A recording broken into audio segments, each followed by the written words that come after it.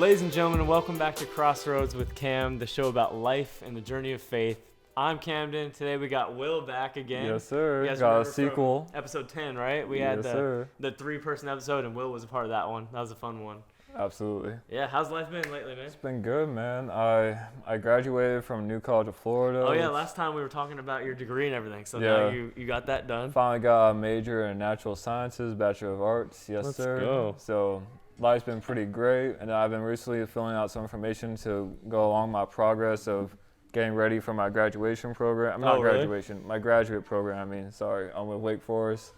Because I just graduated from New College May 18th. So you're going for that master's, right? That graduate program, master's in translational biotechnology, yes sir, with Wake Forest. So that's going to be super fun once I get to go there mid-August. It's going to be crazy. Yep, and then we also got the NBA Finals going on right now. Boston versus Dallas. Yeah, who you got in that series, just to, break the ice a little bit? Who you got, Dallas or I think it's going to go Dallas in 7. I think it's going to be 7 games. I think it's going to be a 7-game series. I'm actually glad it's like a closer finals because some of the ones like in the past have been kind of like when the Warriors were dominating, we kind of knew what was going to happen. Those finals were so lazy and boring, and so not much parity whatsoever. This time we got the what was it? It was like Porzingis was on the Mavericks and Kyrie was on the Celtics. Correct. And now they're switched and they're both in the finals. That's going to be some good drama right And then we got Luka, Jason Tatum. That's a amazing finals, I think. And I think everyone knows Luka's the best player in this series. He just got to show it. He's got to prove it to the world. I'm just hoping he doesn't get injured because a little bit of the playoffs, he had like that knee thing. So if he can stay healthy, he'll dominate. That's key. That is key for sure. And then Kyrie's been stepping up a lot too. Kyrie's an assassin. I mean, he's crazy. He's one of those guys that if he gets going, then it could completely change the favor for Mavericks. Yeah, I remember because I was watching the Clippers versus Mavericks,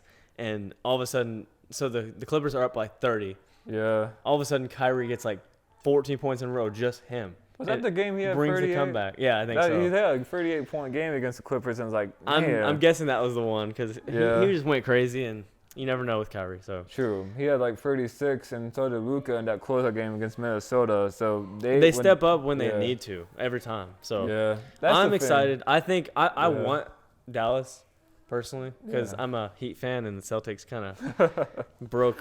I saw a thing with LeBron and JJ Redick on their podcast. He was like, called the Lakers the Lakericks, or like the Lakers fans are truly Mavericks fans now. Yeah, most people I've talked to want the Mavericks to win. So we'll see how the Celtics fan base shows up for this. But Celtics are better defensively, I think. Yeah. But the Dallas Mavericks are clearly better offensively to me, especially when you got that core of Kyrie and Luka going. And their big men step up too. When you get Luka throwing those lobs to freaking Derek Lively and what's the other one?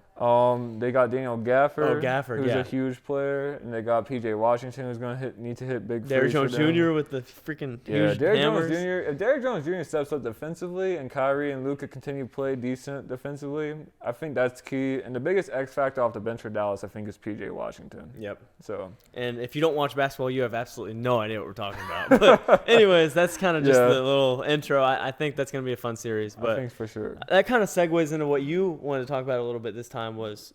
What was it? Faith in I wanted to talk sports, about right? faith in sports in general. Faith in basketball more in particular, but we can talk about just faith in sports in general. We're both basketball players, so we have experience in there. But So what made you want to talk about that? I guess what really made me want to talk about it is I was talking with Carter about it actually recently, and he was talking about examples about how like Steph writes stuff on his shoes, right? Oh yeah. Like he has a Philippians. Phil, is that what it is? Or he has some Bible verse on his shoes, I think. Is it Philippines or Philippians? I think it's 4:13. 4:13. That's right. Yeah. Yeah. The one thing I was going to talk about is with Kobe and how he's talked about faith.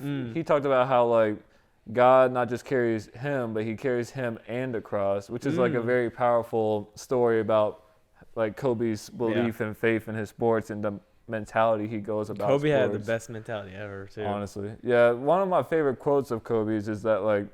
It's not as simple as black and white with life. If sometimes people make the excuse like if you don't think outside the box, then they'll never get to that dream or the goal they want. So Kobe always be like, if you have an obsession, figure it out, and you're gonna figure it out. Everyone has their own puzzle constructed differently, It's just everybody has their own puzzle, and you just got to figure it out. And you Yeah. got to think outside the box. And I can't help but think maybe that his faith played into that mentality he had. Yeah. Like the confidence part of it. He knew who he was. I think that's really what the Mamba mentality resonates with people, is because that's what it embodies, is that belief of, I got my belief no matter what in myself, and I don't care what anybody else thinks of me. I'm going to go that mentality of 110% all the time. And focus, too. Yeah. He had he's the most focused athlete I've ever seen in my life.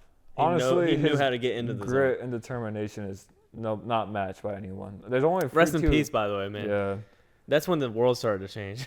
Honestly, bro. It went downhill. When I first heard about that, and I was still at Wake Forest at the time in 2020, it was like January 26, 2020.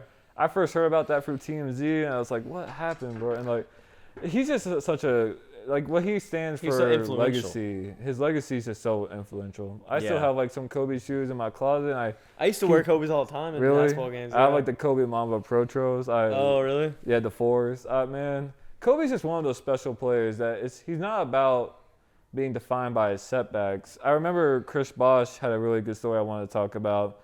He talked about Kobe and how Kobe would like, the way that you respond to failure or to a loss is key. I always look at losing. Right. I always look at losing as learning how to win and learning how to bounce back. Okay. So it's like kind of what you talked about, how like when you get back up. You get back up, exactly. I went viral for that. It's not about falling 7 times. It's about getting back up 8 times. Proverbs. In Proverbs in the Bible it says, I forgot the exact verse, but it was, the righteous man falls 7 times and gets up again. Exactly, bro. Because you got to get back up. It's a part of life, I think. Yeah, that's pretty much. Everyone's gonna fall at some point. Exactly. But how you respond to it, like you're saying, the response is key to bouncing back and getting back into it, and you're getting your victory, whatever that next step looks like. So was that you said? Yeah, Chris that's pretty Bosh much what I'm saying. In a simple, long story short, that's pretty much what you just said. It's not about your setbacks. You're not defined by your setbacks. You're defined by how you bounce back. Yeah, that's what I thought was so special, is that when Chris Bosh learned that it's not about how you. It's not, the key is just never giving up, really. Yeah. That's long story short. It's not, don't be defined by your setbacks. Define how you get back up and how you bounce back up, and just never give up. Yeah. I remember once in high school, I had some injuries, like I had a hip flexor tear or something. Yeah. Hip injury. And I was out for like the rest of the season. It was like halfway through the season. I was so mad. Yeah. But I remember seeing this quote on Instagram. I think it was actually like a Derrick Rose quote or something. Really? I think he said it at some point. He said, every minor setback leads to a major comeback. Oh, that's good. So the things that seem big right now are going to be the smallest later when you come back from it. And it's going to set up even bigger things. And I think we see that a lot with athletes in particular. Like, that's where you see it. Have you ever watched the film on Netflix of Adam Sandler, Hustle? You ever seen that? No, I haven't. It's so good, man. I think the reason why I wanted to bring that up also is because it kind of ties to what we were just saying about, if you're obsessed and you're obsessed with wanting to learn how to get back up and win, then you'll never give up. It really is a matter of just never giving up and never letting yourself be overwhelmed and drowned in negativity. It's the key is, there's a quote that I wanted to say, that obsession is gonna beat talent every time. You got all the talent in the world, but are you obsessed? Right. And he said that people can have all the talent in the world, but they won't achieve that success because if they don't have that mama mentality of obsession. Hard work beats talent when talent fails to work hard. If they can overcome all the distractions to where nothing phases them, then you're obsessed with mastering your craft in the game. And, to the point that we call life like this movie or this game. If you really want to master the game of life, you just got to be obsessed and grind on your craft no matter what. And then you'll get the results that you want. So let me ask you this. When you are in the part of this that we're talking about where you get knocked down or we're talking about how you respond to things, how do you respond? How do you get out of the hard times, out of the losses and the setbacks? I think the key to that is knowing how to adapt. It's knowing how to stay resilient and not letting emotions or negative situations overwhelm you. Yeah. It's pretty much adapting. It's really just understanding how to adapt and understanding that not one moment defines your entire life. Well, it's really a story, It's a tapestry. That's where my faith really impacts me, is when I'm in those situations. Because it's like, okay, if I am knocked down, if I am knocked down, if I'm going through something, even if it's not sports, if we're talking about life in general, if I'm going through something where I feel like it's a setback, I feel like, oh, I made a mistake, I did something wrong, my first resort, and I think a lot of people's last resort, we need to change that, is prayer. Right. Yeah. I think it should be a first response instead of a last resort, because our Creator, right? He knows the plans, even when we see this like very straightforward view. God's over us. He sees the whole picture, right? Oh, and I feel like when we think of how He's seeing it, we can trust Him because He knows what has to happen and how we can get to where we want to be. Yeah. Because a human perspective is limited. Yeah. Our minds on earth are straightforward. What's in front of us, what's behind us. We can't see everything that God sees. True. Our perception makes up almost all of our reality, if not a lot of our reality. So if you have this perception that it's already limited, and then you already think is limited, then you're just going to have a limited perception. And so to me, that's a good point about having just the perception of being very open-minded and about letting faith in God do the work, and not just getting so drowned or overwhelmed by every time a negative moment happens in your life. Because you're not defined by that. And someone on my last episode, Richard Green, on my last episode, he said, which a quote I've heard a lot, is it was about how the back or the mirror in a car of the rear view mirror is smaller than the windshield for a reason, because you're supposed to look forward. Yeah. Carter even told that. Yeah, Carter said that last time too. Carter said how humans are literally designed to go forward. Forward. So that's fascinating. What else would I want to talk about? There wasn't really too much more about faith in sports, but there was. I already talked about the hustle thing. I have a lot of respect for the athletes that aren't ashamed to share their faith. I agree. You see people go up. Yeah. A lot of football players like Joe Burrow and Joe Burrow. Who was that one who was the quarterback in the championship in the Super Bowl? Oh, Brock Purdy. Brock Purdy. Is that who you're talking about? Yes, that's what I was gonna say Brock Purdy, but my mind was like, man, there's something. It's just. That's what I was thinking of, because I have a lot of respect for him, because even in the Super Bowl in the interviews, they're asking him different questions about everything, and he always went back to the Bible. He was like, I have a faith in Jesus. I haven't seen much of that. And so I had a lot of respect for him not being ashamed. Romans 1:16 says, don't be ashamed of the gospel. And he didn't do that. So that's a way that athletes can stick out when they're not afraid to share how they feel. It definitely is important not to be ashamed of your faith. That's a whole nother topic we can dive into. That's a whole other bigger topic. Nowadays too, I feel like everyone's scared to say what they think because they're scared of other people's opinions. Yeah, it's honestly true. It's kind of what I was saying before about if you just don't let other people think change how you think. Yeah. If you don't let because perception makes up so much of your reality that if you're fazed by what other people think of you, that's already having a negative and limited. Yeah, even if they don't actually even if you're just speculating what people think about you, that's gonna consume your thoughts. If you're it does overwhelm you. Yeah, it can overwhelm you, and then it's all these what ifs, hypothetical stuff in your mind, and it's like, why are we wasting time thinking about what Jack is thinking about what I think when it's my life? That's a good point. It's literally, what do they know about you? Exactly. It could be literally any random person on the universe, just any random individual, random speck in the universe. It's not that I'm trying to say they're insignificant. What I'm saying is that everyone has their own life, and you shouldn't let anyone else define it. That's how I deal with hate comments and hate stuff. It's they don't know anything about you. They're at the end of the day. Yeah. At the end of the day, they're just fans. Yeah, because I remember when I first met you and Carter, and we clicked pretty much instantly when it came to basketball and knowing each other. But at first, when I didn't know y'all, I was not that I was skeptical of who y'all were as people or human beings, but I didn't know what y'all were thinking. Because I think there's a lot of white noise when it comes to sports and politics and all that, which is a whole nother topic that I don't really want to dive into. But my point is that don't judge a book by their cover. Yeah. Because I'm kind of neutral when it comes to politics. I'm not the one person that's super aggressive on social media about politics and all that. So I think it just goes to show you, don't just glance at someone and instantly think they're bad. Don't just hate on someone just to hate on someone.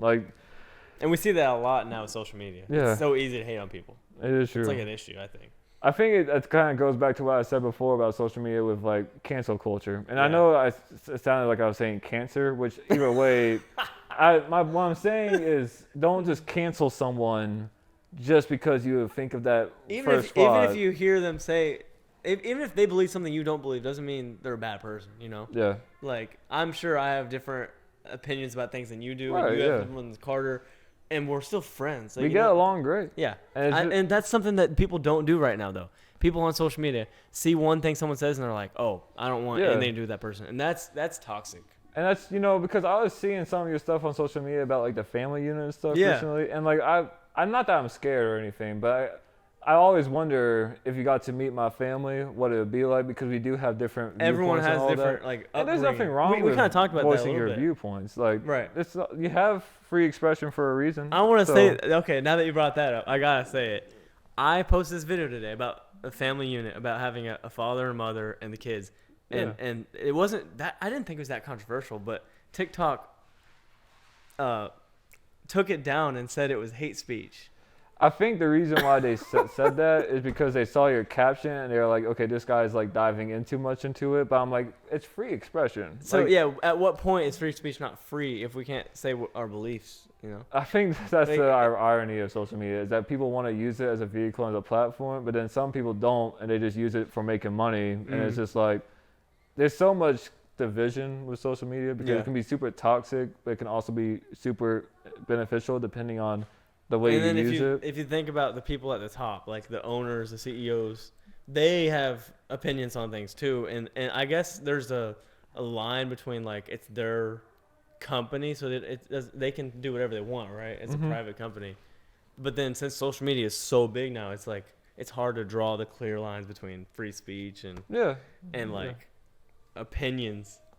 Because I feel like TikTok, you see people all over the world. I don't use TikTok a ton, but I do use Insta, IG a lot. Yeah, me too. That's probably my most. That's probably the one I use the most by far. I probably look at YouTube and Instagram probably the most. But speaking on the same topic of social media, I actually had a question I wanted to talk about. I was going to ask you and Carter about it, and maybe if he shows up, we can still talk about it. Hopefully we get Carter in this episode a little bit.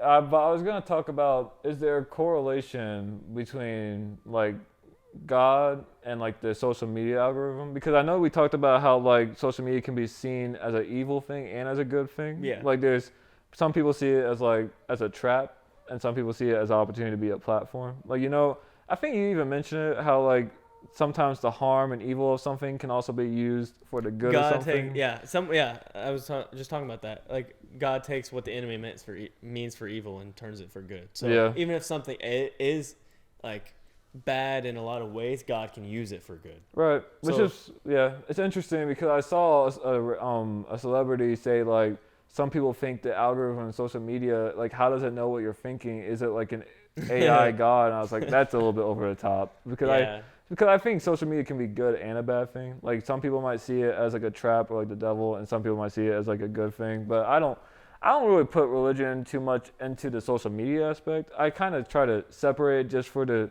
sake of people like blowing it out of proportion because I mean I think AI is just AI. I don't think AI. The algorithm on social media right now is so smart. That's why people were saying if you like a few videos that are basketball themed videos, then your feed is going to keep showing you basketball videos and things like that. So it adapts to what you So you think it's just AI? You don't think it's like an AI like God as a vessel? I think it's just an algorithm. It's numbers and it's what you click on, what you interact with, what you comment on, what you like. I think that's what it is. Yeah, I was like thinking that because someone told me like, can social media be an AI God thing? I was like, what are they talking about? Hey, like, conspiracy theorists. Yeah, they're probably just blowing it out of proportions, like trying to say God is a vessel on social media. To me, it's just simply AI, and that's all it is. But here's where it gets. I see like where I can relate to that is God can use it as a vessel. So you think so? Okay, that's just. I think God can use anything. God can use anything. Yeah, that makes sense. So instead of God being social media algorithm, God uses that algorithm in social media as a tool. Even if the worst thing, if social media is like the worst thing with what we were talking about last time, like comparison and everything, God sees what it is for the good, what it could be, and if we align with His will on it, like me, like sometimes on my quick church stuff, you've seen that. I've seen that. Yeah, so I post videos about what I think about the Bible and what God says to me and everything like that. God can work through me on social media. So I think He can turn anything for good. I agree with that. Kind of like not that even like say I actually had my old pastor at Bayside. He was a drug addict when he was a teenager. Oh really? And That's okay. he met Jesus. He built a relationship with Jesus and became a Christian and changed his whole lifestyle and turned his life around. Yeah. So God can use anything for good. I've heard some powerful stories before. I was when I was like younger, this was in middle school or no? This was high school. Yeah, I'm excited. I was at a youth group in Alabama. Okay. And I have some good stories when I was on that week, but one of them was our guide counselor or whatever, who was like helping us with that youth group. He told us this powerful story about like how someone pointed a gun at him in a cabin, which is really sketchy and strange, but it's a powerful story just because sometimes when you think your life is like gripped and it's like you're hanging on the fabric between life and being scared, thinking you're gonna die, like that's when the most. I'd be scared in that situation. Like there's just some crazy stories I've heard where that shows your true intrinsic like sense of what you're thinking at the time. Like when you're the most risk moments are like when you act on it and you like show who your true self, your real colors, self, your true colors. True. Yeah, when you're put under pressure and in that light, you kind of are seen for what you actually believe and stuff. Yeah, honestly, that's. So what happened with that story though? I can't remember all of it. I just remember he was saying that like as they're basically. It was kind of similar to another basketball story I'm thinking of, but that story where he was in the cabin and they were going to shoot him, he wasn't actually going to, pull the trigger. What happened is he was pointing at the gun, and then the guy pretty much, asked him, like, basically he was just there just to, like, test his reaction, like when he pointed. Oh, is it messed up? There we go. Okay, my bad. You're good. I think my point in using that story was when the point of the gun made him show his true self. Yeah. And then after he showed his reaction, he put the gun away and they had a talk. Kind of similar to this basketball story I was thinking of with Lou Williams, where a robber pointed a gun at him and then Lou Williams was calm and composed in his reaction. And then he got the robber to put the gun away, and they went to a McDonald's and talked it out. Oh, I've seen this. I heard about that basketball story, and I was like, that just goes to show you how important composure is in your faith. If you kind of what we went back to earlier about if you adapt where peace comes from. And stay calm. Exactly. That's exactly and right. If you can have that in the crazy situations, then you're powerful because peace is power in those situations. Like with me, I can sit here and be like, oh, I wouldn't be scared to die because I know where I'm going. I know I'm going to heaven because I have a relationship with Jesus and I believe in God. And I know where I'm going.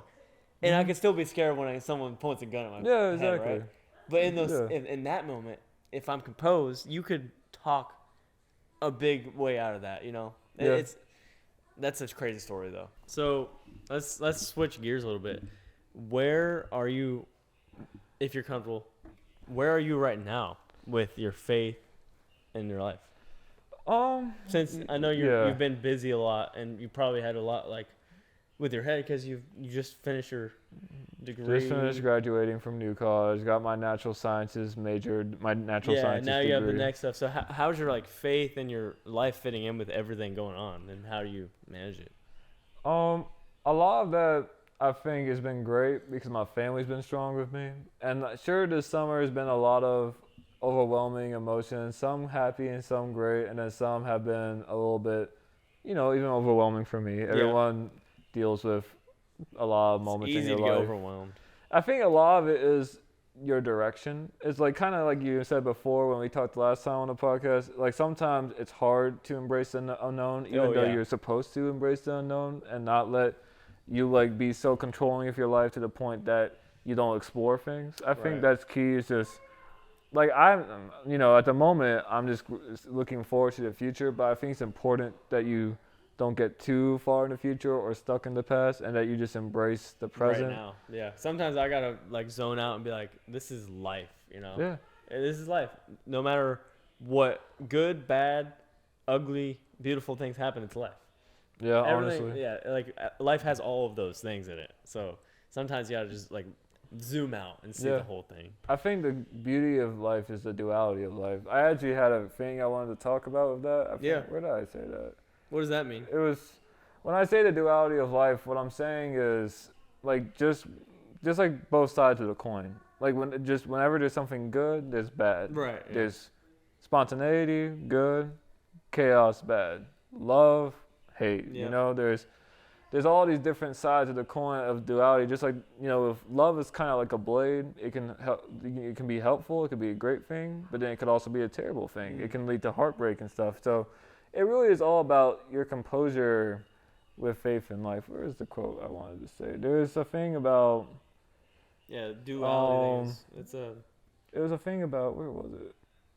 The kind of last time, you know how I talked about the universe aspect I talked about with God? Yeah. Like, and how I like to talk about God manifestation for the universe. I think, you know, the universe is God's canvas, and I said that before, but the reason why I believe that is because God is in the form of divine cosmic energy, and that belief all comes with the idea of, you ever heard the phrase, what's the phrase called? Where in Latin it's called, we all turn to one. If you know the word, you know what that means in Latin, universe?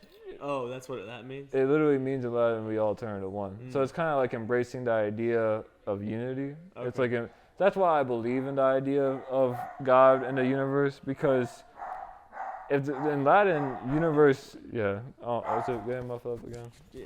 Oh, my bad. Just in case.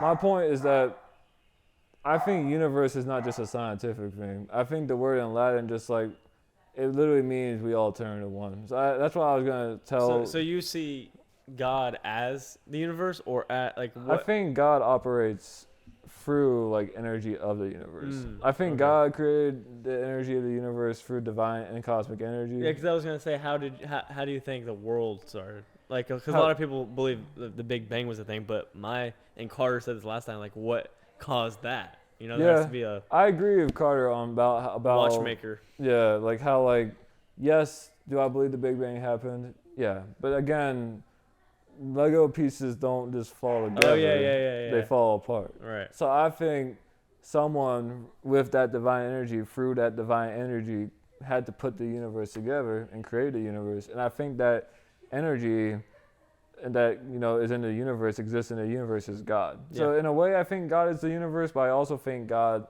like operates through the divine and cosmic energy of the universe. That's why when I said that phrase of the universe, we all turn to one. It's like the idea of we're all a part of the same life energy that created us, but we're all very different. We're not like, I do believe we're all equal, but I also think we're obviously not all the same. Yeah, we're obviously different. So that's I believe that too. It's we can offer different things. Yeah. No one has the same, I guess, purpose in a way. Like we all have a little bit different of a purpose and a qualities about us that make us, like, our thumbprints are freaking unique. Every single person. That's a great point. That kind of shows it right there.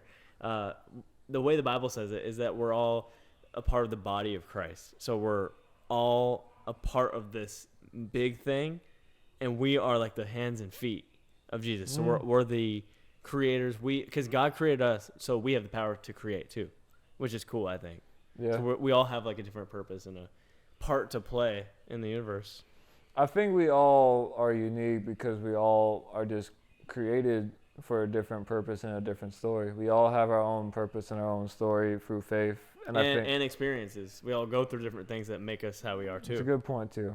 Like the experiences that create our story is what makes us so rich. If our experiences weren't rich and unique, then everything would be such a binary black and white copy of everything. Like we're not, binary human beings. When I say binary, I mean like ones and zeros. Yeah. Like I don't mean we're not black and white. We're like, not that I'm trying to say like human beings obviously have different skin colors.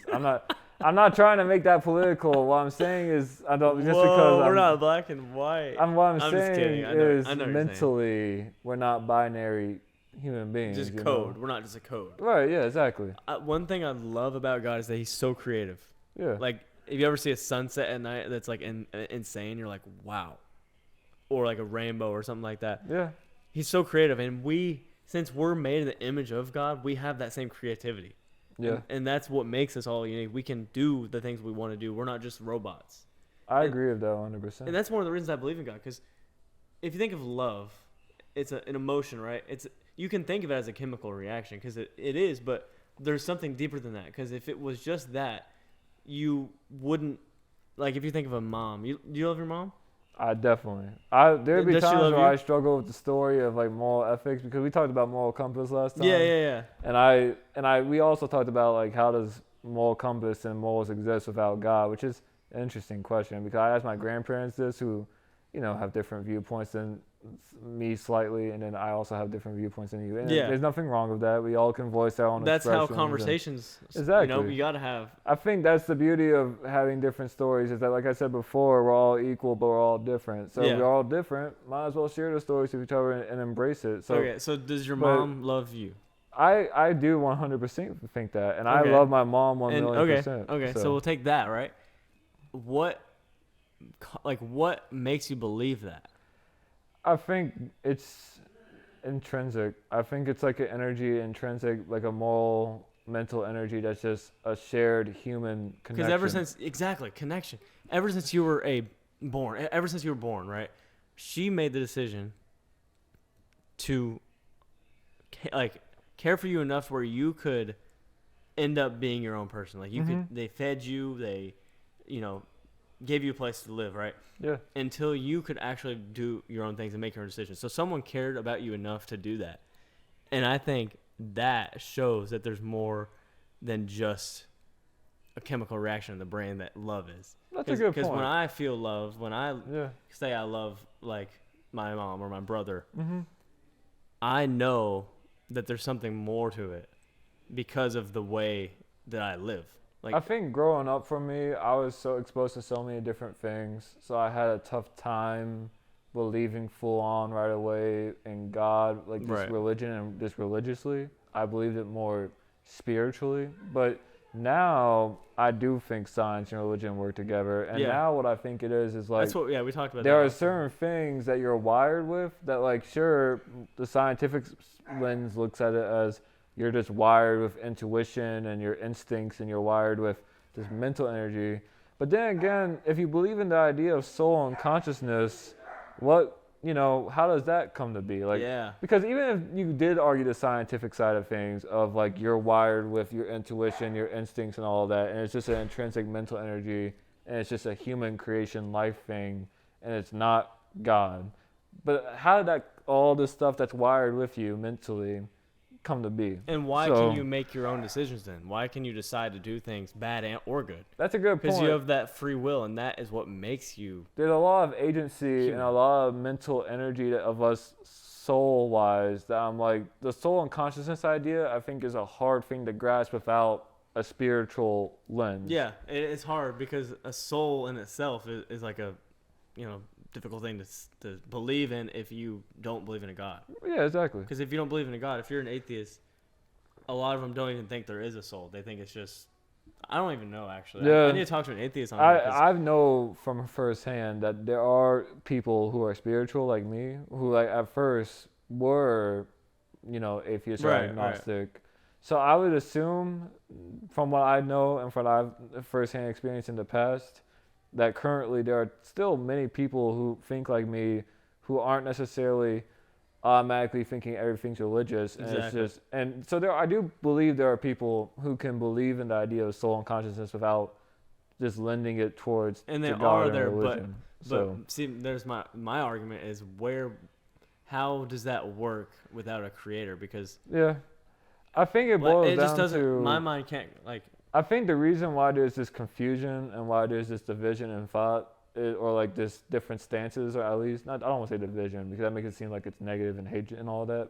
I think it's just different stances because they look at it from a spiritual lens and they see it as a different source. They see it as like the human brain and mental, and you see the source as like, well, what created that mental? And like, so to me, I see it spiritually. So it's hard. When I was growing up at first, I had trouble with grasping the idea of like religion and God of science. But now I do think it's like a mutual thing where science and spiritual religion work together.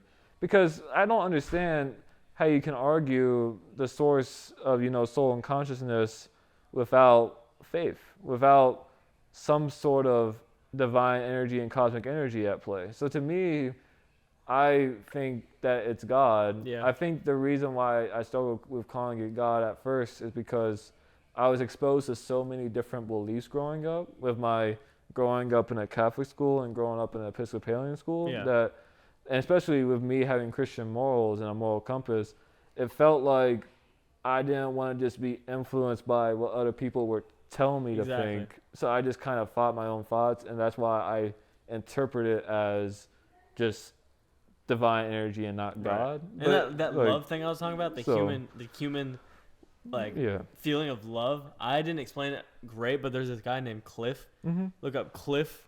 I forgot his last name, but I'll link it in the description.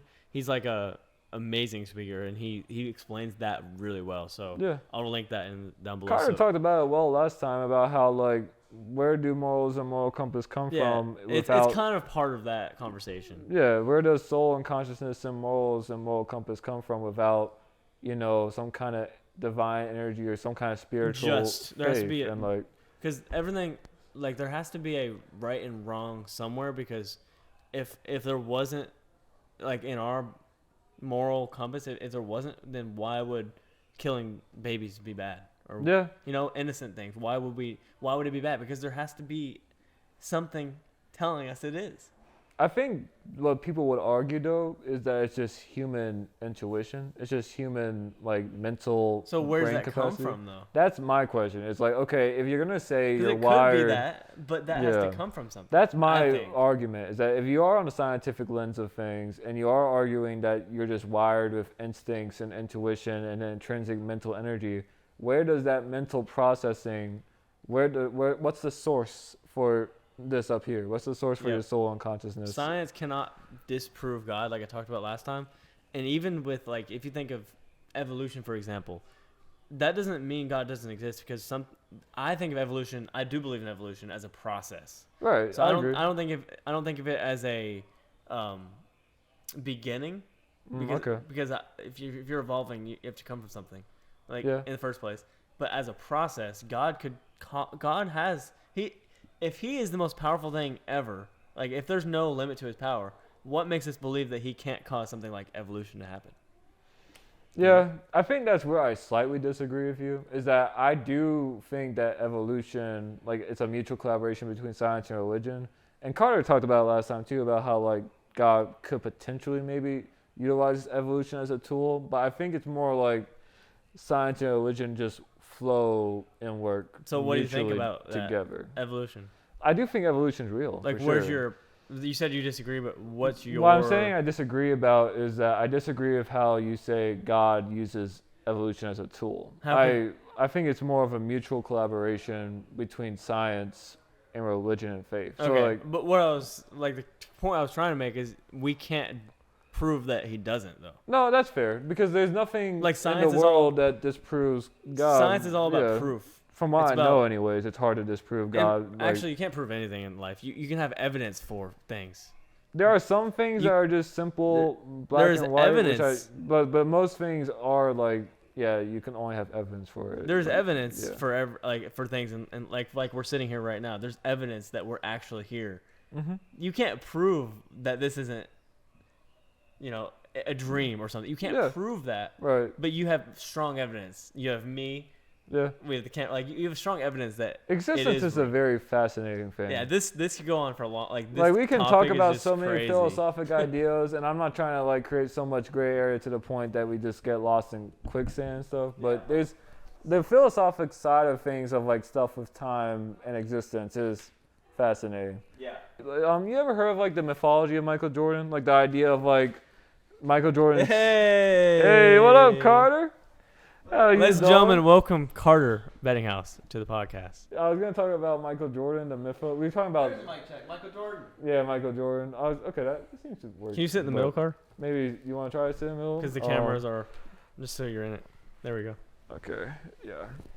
What I was gonna ask is, we were talking earlier about social media, and we were talking earlier about faith in sports, and we were talking a lot of good examples of Bring Stephen in Curry. expert opinion. and Kobe. I do play basketball, but yeah, and now in Carter expert opinion, yeah, we're bringing Stephen him Curry. in to ask. So what's the question? The question I was going to ask now, because we already talked about faith in sports a lot, I was going to talk about has like the mythos of God become very influential, like the mythos of Michael Jordan. Like, do you think there's something to? Do you think that's a crazy question? Is that a weird question to ask? What does that mean? I think sometimes when people perceive, maybe that's a weird question to ask. Like Michael Jordan, how like his legacy and Kobe Bryant's legacy will be always known in the basketball world. Yeah. Do you think like that legacy, that perception of God is just like something that is there throughout everything? Like, is it something that is just like because I know that some people believe in God and then some people don't. But like, maybe the question's just a weird question. So you're talking about human existence? I guess I'm talking about like the idea of God with human existence. So you mean like, do you think we're still gonna have those legacies? Like, is God? God's immortal, right? God is immortal, just like immortal, immortal with the T, yes. I was trying to. A lot of people see. God is immoral. No, he's not. Please, I'm just kidding. It's a weird question to ask. I was just thinking about like sports, and I was thinking about faith, and a lot of people like see God as like even with social media, like how you use Quick Church as a platform. I think the word of God will be forever standing, just like the word of faith will be forever standing. If we think that they will also be forever like Michael standing? Jordan's mythos, like his legacy and Kobe Bryant's legacy, I think will be forever. Legacy, yeah. Like I think, like mythology. Well, okay, so mythology, what I have to say is, are you talking about basketball? I'm talking about like. You know how like Michael Jordan's legacy will be forever immortalized, and Kobe Bryant will be forever in the basketball world. Legacy? In the basketball world, yes. Do you like in the grand scheme of things? I don't think it'll be like the main. It's a weird question to ask. Because if you think of like it's a weird question. If you think about all human time, there's been like things we remember, and usually sports aren't the top of the memories. Like that's fair. World War II. Human history and human struggle is what people think of, not just our favorite pastimes. I do think that their mentalities will be a part of it. Like Kobe's killer mentality will always be something that we look towards when we want that. Kobe is that. So see, that's what I was kind of getting at. It's like Kobe's Mamba mentality is something in his legacy is something that will be forever known. Like it'll be kind of immortalized. But then, how are you? I guess. So, Will, Carter had a question for you. Yeah, what was the question you had? He told me before we did this he had a question. You had a question in mind or no? What's your question? All right. Will there ever be an end to the discussion of LeBron James versus Michael Jordan or not? So we're back to basketball. Back to basketball. All right. Was that or not? That's what it's pretty much about. We've been talking about faith in sports, and then we talked about like faith and science a little bit. But so the LeBron versus Michael Jordan question is always a great question to me because it's like pretty much about longevity versus like efficiency, dominance. It's pretty because Michael Jordan was longevity. What? What did you say? I didn't hear what you said because Carter just. He said longevity. I said longevity versus efficiency. What's so wrong with saying the word longevity? What? All right. We can finish it up. Wait, let him answer the question. I'll answer this question about LeBron versus Michael Jordan. I think it's good to wrap it up. So glad we got to have Carter walk in on this.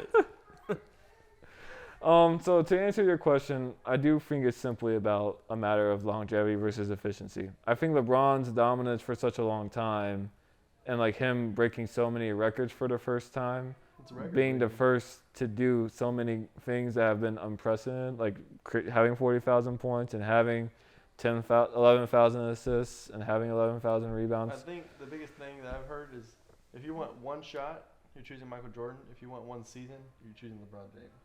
So you're saying it's one game. Who are you taking for one game then? Yeah, for one game, what are you going to do? Michael Jordan. But one career, LeBron James. So one game, you would give to Michael Jordan? Yes. That would make him the best player ever. No. It depends what you look at. So you think LeBron's the greatest player ever? Yes. I think personally LeBron is the greatest player to ever exist. Me too. I think to me it's about longevity and being able to sustain dominance. And to me, LeBron has done things that Michael Jordan will never do. And LeBron has done stuff that I don't think but if you anyone have will be one able to shot, sustain. game on the line, one shot, lasers pointing at us from Hey, aliens. I could argue. I'm taking Iguodala. That's who I got. I think, honestly, I would argue you can have Kobe in certain situations over Michael Jordan in terms of, like, clutch shot If making. you had one shot. Do not miss your chance to blow. Opportunity comes once in a lifetime. You gotta lose yourself, Eminem. In the music, the moment. You better never let it go. Well, what? I'm really happy with what you got to do. If I had one shot, what? That was it. That was it. That's That your was question? it. That was it. All right, so the clickbait should be Carberry on the podcast. all right, Car, since you're only here for a short amount of time, look into that middle camera and tell us your message to Gen Z for the rest of the year. If you, What do you think about faith in sports? Or faith if you in didn't have basketball? anything else to say to this podcast, if this was your last time ever being on the podcast, what would you tell them? I think the world of Gen Z and my generation especially, we've used tons of apps. You are Gen Z, right? Yeah, I don't know. Tons of apps on phones, been behind screens. And I think the biggest thing we can do is see the different side of things. And instead of being Like Michael Jordan versus LeBron. No, some people no. think Michael Jordan. Some people think LeBron. Hey, you know what's the irony in all this is? I'm wearing Michael Jordan sweatpants, and I think LeBron's the greatest to ever exist. I think instead of being behind the iMessage, you should start saying, what is my message? Okay. Wait, you saying iMessage versus my message? What is my message? I got you. What does that And even that's for mean? you to decide. Yeah. So get behind those screens. I mean, That just ruined. Get behind those screens and type out your iMessages. Get away from those screens, put the phone down, But not and start getting some FaceTime. after you finish the episode, though. So, Will, Yeah, I'll give you one last message for this episode. Since this is our second time Here's being my on. last stand-in. Hopefully we get you back No. on, but if we don't. If we ever do it one more for a trilogy, but here's my last message if I don't come back on. One of my favorite people that resonates with me and really means a lot in my life is Matthew McConaughey. And he has a thing where he accepted a speech at the Oscars, and he always says, your hero is always 10 years away, because it's always about chasing progress and just progression in life and living your life to the fullest. It's not about being satisfied and content and complacent. Like, my dream and my hero will always be 5 years, 10 years, 15 years away, because I'm always trying to live out my life and keep on progressing. I think it's always about taking it a day at a time and just progressing in life and, like, reaching for greater goals, greater visions, greater dreams, and never being satisfied and content and complacent in life. So that would be my There you have it. I couldn't have message. said that better. So thank Yes, you, sir, dog. Carter, for coming on. Will, thanks for being on the side. But Yeah, I'm just exactly. kidding. I'm You just know, kidding. I'm just kidding. Carter, had I'm his just joking. message with faith in basketball. Do you have anything on faith in basketball or not? Do you want to just end it there? Yep. All right, we'll Listen see to you that. guys next time. Thanks for joining this episode. Click that subscribe button. Listen on all platforms. Share it with your friends. Yes, sir. We'll be back again All right. next week. Yes, Peace. sir. Peace.